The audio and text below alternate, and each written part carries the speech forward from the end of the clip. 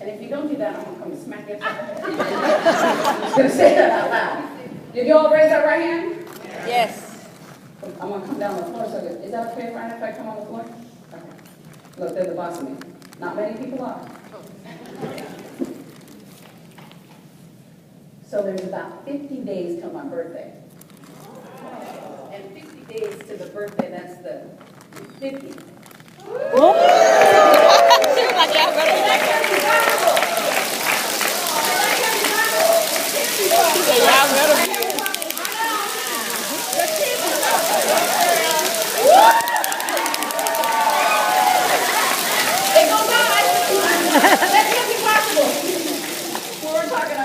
She's like, how did you do that? It's called exercise. Okay.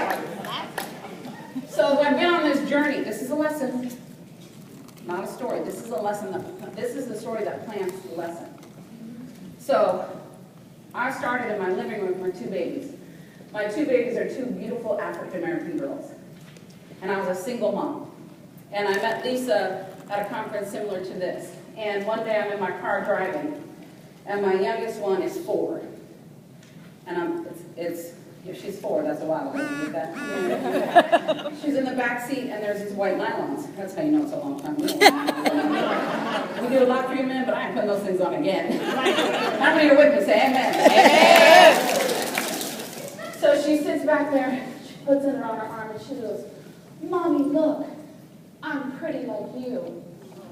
And I'm like, oh, hell no. I'm like, baby, you don't have to be white to be pretty. No, but I'm like you. God made you unique and beautiful. I chose you because of your beautiful skin, because of your beautiful hair. I don't want you to be me. I want you to celebrate you. And in that moment, I started looking at my community. And I'm like, where are my sisters? Where are their sisters? Where's the color? Oh, I have failed with children.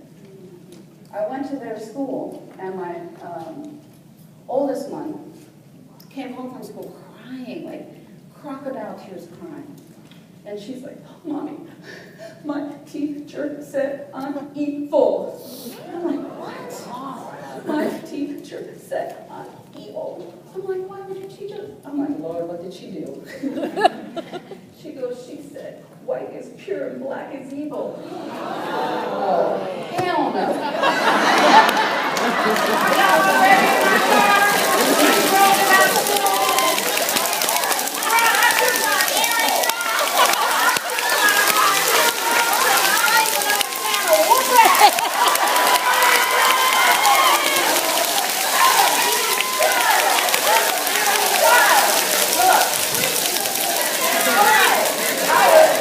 I will admit, I was not as refined as I am now. I had to learn, and I was hot. So I said, excuse me, Mrs. Jones. I will protect the innocent, but you're not innocent. I said, my daughter comes to think that you said she was evil. She goes, what? She said, you said she was evil. Now, how are you going to tell a 6-year-old little girl and a beautiful little girl she's evil? She goes, well, I never said that. She goes, oh, well, my baby don't lie. And I know all mama say that about this baby. This baby's a little Mother Teresa. She pulling out the Bible at 6, reading me the Bible, telling me, make good choices, Mom. Okay, baby. That's my little Mother Teresa. So she said, I never said that. I said, you said white is pure, black is evil. She goes, well, see, we were talking about in the context of the Bible. I'm like, Wow. She said, well, no one's ever said anything. I'm like, there's 6. They're not going to say anything. There's 6. She said, I'm so sorry. I said, no, I'm so sorry. Because I've done a disservice to my children. And you need to be responsible for what comes out of your mouth. Because if my baby didn't have the self-esteem she had, if she didn't have the mama she had, to be broken. So I made it my mission, my quest, to find a community that would love me. Because, you know, some of you guys were like, there's another one.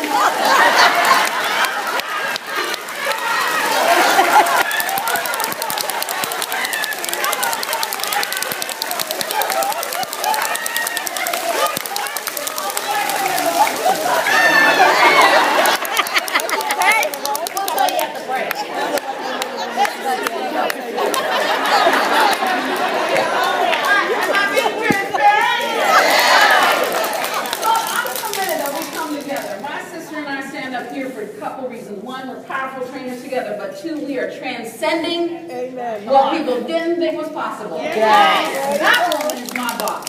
That woman is my shero. That woman is my hero, and I have no problem laying at the feet of her. And she has no problem laying at the feet of me. And it's not about ego. It's not about she's this, she's that. It's my sister and my soul, and she saved my children. We met at a conference, and I said, listen, I don't care about the razzle dazzle. I saw a powerful woman embracing her big lips, her full hips, and her mocha skin, and proudly saying it. And I'm like, that's it. She's the one I need. And so we were in a process, and everybody wants something from the speaker. And I said, I know people ask you all the time to do something, but I need your help. I need my babies to see a beautiful black woman celebrate who they are. Because I can be a lot of things, but I can't be a powerful black woman.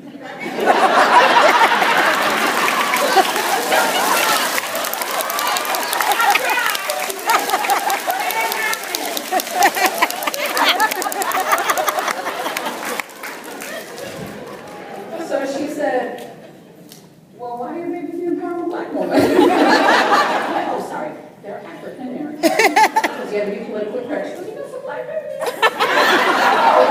You know, you never know. You got to be PC. So in that journey, I had nothing. Like nothing but a hope and a dream. Right? And I quit my job to live my passion. I quit my job, so I was making $250,000 a year as a hairdresser, and wanted to teach the industry how to make money. And I couldn't straddle it anymore. Because I would work in the salon on Tuesday, Wednesday, Thursday, Friday, Saturday. Get on a plane Saturday night. Teach Sunday, Monday. Be back in the salon Tuesday, Wednesday, Thursday, Friday, Saturday. I did that for 5 years. Oh, Lord. 5 years. I was tired. But I was happy because Sunday and Monday, I was changing the planet. Sunday and Monday, I was living my dream, but at the expense of my family. And so I quit my job and paid my house payment on my credit card. That was back in the days where I wasn't fiscally responsible. I might have made a lot of money, but I spent a lot of money. How many of you know what I'm talking about? It took me a while to learn the discipline of building my wealth versus spending my money. Say, building my wealth versus spending my money. It's not enough to make a lot of money. You got to keep that money. Yep. You can make $100,000 a year, but if you're spending $100,001, you still broke. So my goal is to teach you the lessons that we learn the hard way. So I share that because I forget to tell you the journey. I forget to tell you the hardship. So in that secret I told you, they've been giving me cards every single day to lead up to my birthday. And so they're from messages from my team and messages from my baby. And so this one came yesterday. And it says, I want to celebrate my mom because she's an amazing cook most days. And one day, we were eating peanut butter and jelly on tortillas. That's all I had. I have a bread. I'm like, look, girl, you're eating. That's common bread. And the next day, we're eating homemade chicken marsala. The PB&J, not great, but marsala, amazing. So they see the journey in their mom. And they celebrate the journey in their mom. And so it's great when you can teach them, because in the moment, I said, baby, we're sacrificing things right now, because we're making a difference. We're sacrificing things now, because every time I go on the road, we transform people's lives. We help them have a better life. So they would help me put the binders together, and they would pray over the binders. And then, not the CDs, what was before that, the tapes. Tapes, because that's not 8-track, come on. It's 8-track. I said on the thinking. 8-track. That's not right. So they would help me put the tapes together. And then they would help me put the DVDs together. And then they got smart and they started negotiating for me to pay them more money. So an informational speaker shares the information, but do you see how when I tell you the story, now you like me a little bit more, right? Yeah. Now there's some humanity there. So we have to weave inside of the information, and then the next one, which is inspiration. Inspirational speakers. Inspirational speakers get you high, have you feel enlightened, have you have that breakthrough, have you have that insight, have you have that feeling of, aha. How many of you know that's where you are? And the next type is motivational. Motivational is I'm going to go, woohoo! Get you excited, high five, walk on poles. But have you ever noticed with motivation, 2 days later, you forgot what you learned? Yeah. Right? It was great, and we need that. We need that shot in the arm. We need that energy. We need to know that we can do it. We need to know that I can have the experience that I can do it. Yes? There's value in that. Yes? Yes. But if it's just motivation alone, where's the stickability and the sustainability? And then the last one is what we call transformational. So transformational speaking is what we do here. We infuse all types. It causes you to dig deeper. It causes you to bare your soul. If you're not willing to bare your soul, how do you expect your audience to bare their soul? You know, that's the tongue in your mouth and the tongue in your shoe, going in different directions. So I have to be willing to tell you the story where my community didn't want me, where my community was not accepting my children, where I have to say that I have African American children, and some of you will judge me because of that. I'm fine with that. I'm comfortable in my skin. I know who my children are. I know who I am. And your opinion doesn't mean anything to me. It's none of my business. That's your opinion.